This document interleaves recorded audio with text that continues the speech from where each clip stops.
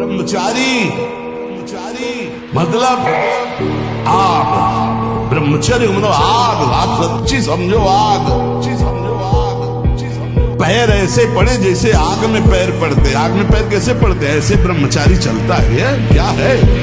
जैसे गिलहरी नहीं कभी चिलचिलाती भाग, ऐसे ब्रह्मचर्य का जीवन होता है।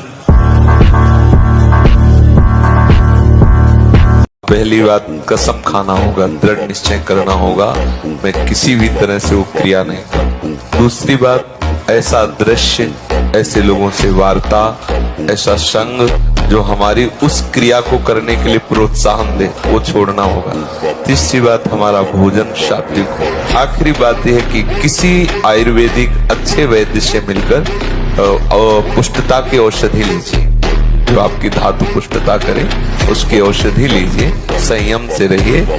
कई महीने तक आपको बिना किसी चेष्टा के दोष दिखाई देगा, बिना किसी चेष्टा के बात भी दिखाई देगा, धातुपात होना।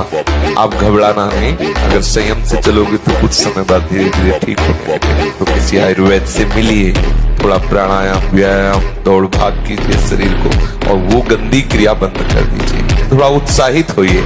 निरुत्साहित पुरुष आगे नहीं बढ़ पाता, चाहे स्वार्थ हो या परमार्थ हो।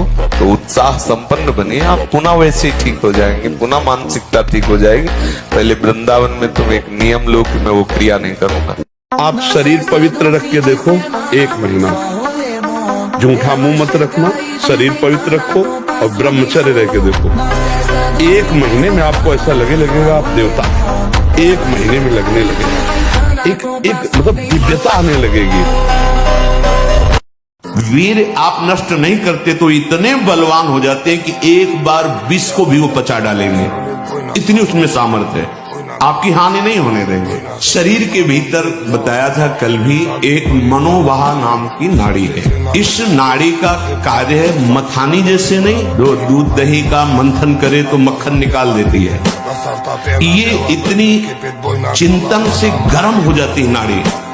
तो वीर पूरे शरीर के रक्त के साथ है, उसी से आपकी हड्डियां मजबूत होती हैं, उसी से आपका शरीर बलिष्ठ होता है, उसी से आपके मन को पवित्र विचारों में चलने की सामर्थ्य मिलती है।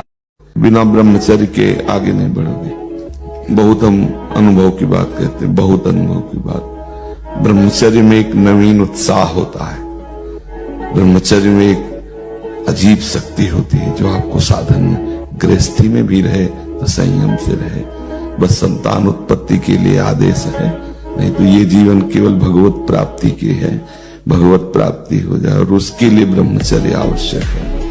और आजकल ब्रह्मचर्य का कोई महत्व नहीं समझ रहा है, नहीं समझ रहा है। केवल प्रवचन किया जा रहा है, केवल प्रवचन सुना जा रहा है, इसलिए अध्यात्म उन्नति नहीं हो रही है। आप लोग ब्रह्मचर्य को बचाओ, सच्ची मानो ना, ब्रह्मचर्य बिना बचाए आगे नहीं बढ़ सकते। महाराज जी, जैसे कि आपने बताया, निंदा और क्रोध से बचें, ये पाप के कारक हैं। जैसे तैसे निंदा पर तो काबू पा रहे हैं, लेकिन यदि किसी बात को सुनकर क्रोध आ जाए, भगवान और आपकी याद करते हुए भी उस पर नियंत्रण कैसे करें?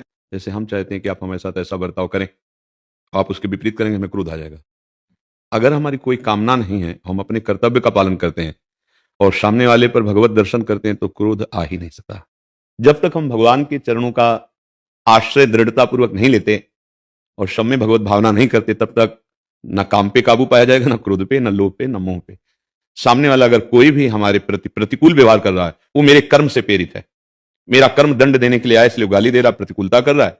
मुझे अगर इस भाव को हृदय में धारण करने का सौभाग्य मिले कि मैं पवित्र हो रहा हूं और वो कड़वा बोल रहा है, मैं अपराध मुक्त हो रहा हूं, अगर मैंने कड़वा बोल दिया तो फिर वो अपराध बन जाएगा। हम कुछ सीमाएं हैं जिस तक तो हम सह सकते हैं। यदि हमारे कोई धर्म का नाश करने के लिए, यदि कोई हमारे गुरु की अवहेलना हमारे सामने कर रहा है, हमारे इष्ट की निंदा कर रहा है, फिर हम नहीं सहन करेंगे कि हम इतने तक तो क्षमा कर देंगे। इसके बाद अब हमारे गुरु का कोई अपमान कर, हम कहते क्षमा, धिक्कार हमारे जीवन को। हमारे इष्ट की कोई निंदा कर, हम कहते क्षमा है। हमारे राष्ट्र पे संकट आ रहा, हम कहते क्षमा। ऐसा नहीं, मतलब समझना, कहीं कहीं क्रोध भी क्षमा से ज्यादा फल देने वाला बन जाता है कि एक सीमा तक सहनशीलता है, इसके बाद अगर कोई उल्लंघन करता है तो कानून है, और या फिर उस समय अपने जीवन रक्षा के लिए हमें जो करना पड़ेगा वो हम कर सकते हैं सामर्थ्य। क्योंकि एकदम क्षमा का उपदेश अगर सही ढंग से ना समझ में आया तो फिर अत्याचार का बढ़ावा भी हो सकता है। जी, वीर का नाश जीवन का नाश है। ब्रह्मचर्य अगर सही है, आपने किसी तरह इधर उधर तो ये प्रश्न ही नहीं रहेगा। जिधर दृष्टि डालोगे उधर जय होती चली जाएगी। तो ये जो कमियां है ना, ये कोई भूत नहीं है, जैसे लोग कहते हैं ना पता नहीं कौन, ऐसा कुछ नहीं, गंदी आदतें हैं, इन पर संयम लाओ। आप समझ रहे, इसकी आखिरी परिणति है वीर्य। वो स्वयं से नहीं निकलता, वो इससे भी गाढ़ी वस्तु है, वो घर्षण से निकलता है। अगर आप उसको गर्म न करें चिंतन के द्वारा, क्रिया के द्वारा, तो नहीं निकलेगा।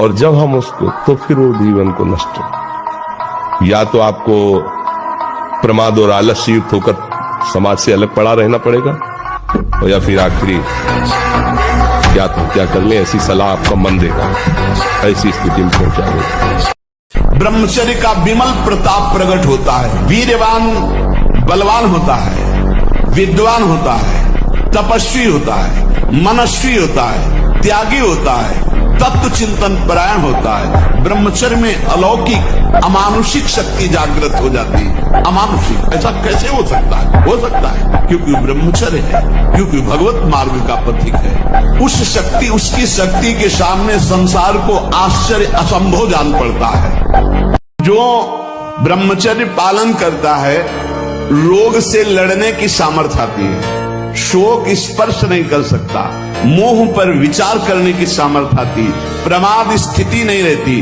अकर्मण्यता नहीं रहती, अकाल मृत्यु नहीं होती। ब्रह्मचारी कभी विचारों से दरिद्र नहीं होता है, चिंता नहीं होती, उसके हिंसात्मक वृत्ति नहीं होती, द्वेष नहीं होता, ईर्ष्या नहीं होती, अशांति नहीं होती। ब्रह्मचर्य समस्त दोषों का नाश कर देता है। जब हम वर्ष 6 महीने ब्रह्मचर्य से रहें, पवित्र आहार, भगवान का नाम चिंतन, और जहां गर्भ स्त्री के आ जाए फिर ब्रह्मचर्य, जब तक बालक उदय न हो जाए तब तक दोबारा संसर्ग करने से उसके अंदर काम वासना और उसके शरीरों में हीनता, और ये सब कोई गृहस्थी में मान नहीं रहा। तो ब्रह्मचर्य रहकर आधान कीजिए, और जब आधान हो जाए, गर्भ रह जाए, तब ब्रह्मचर्य का पालन कीजिए। फिर वो माता पवित्र आहार करे और भगवान की रोज कथा सुने और रोज नाम जप करे, भगवान की आराधना करे, तो निश्चित संस्कारी पुत्र पैदा होगा।